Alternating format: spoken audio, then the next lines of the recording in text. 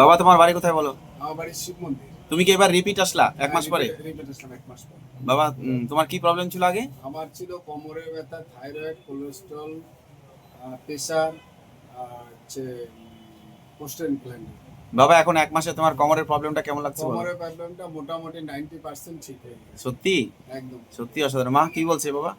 হ্যাঁ, ঠিক তো? হ্যাঁ, তাই? কারণ আগে তো কাজ করতে খুবই অসুবিধা ছিল। তোমাকে ভালো লাগছে? এখন একটু একটু আরামে আছে, কাজকর্ম করতে পারছে। কি আনন্দ লাগছে বলো তো।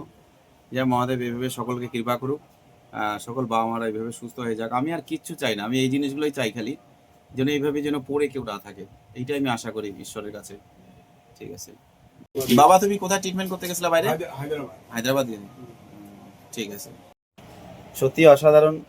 দেখুন, বাবা এসেছিল গত মাসে, মা ছিল সাথে। খুব কষ্ট লাগে যখন কোনো গরিব মানুষ অসহায় পড়ে থাকে, বিছনা পড়ে থাকে, কাজকর্ম করতে পারে না, বছর ধরা পড়ে থাকে, আহ, খুব কষ্ট ভোগ করে। ব্যথা, arthritis, disc problem, rheumatic arthritis, gout arthritis, এইসব কারণে। এই যে বাবা নিজে বললো 90% কমে গেছে। আমি আর কি বলবো, সকলে শুনবেন এবং সকলে কেউ আশা হারাবেন না। অনেক সময় কি হয়, মানুষের আশা হারিয়ে দেওয়া হবে কিনা, পারবো কিনা, তবে আশা হারাবেন না। আশাই আমাদের জীবন। হয়তো দেখা গেল যে কোনো না কোনো জায়গায় সেই রেজাল্ট পাবি, আপনারা ট্রাই করতে থাকবেন, রেজাল্ট অবশ্যই পাবেন। আশা হারাবেন না, ঈশ্বর সকলের সাথে আছে।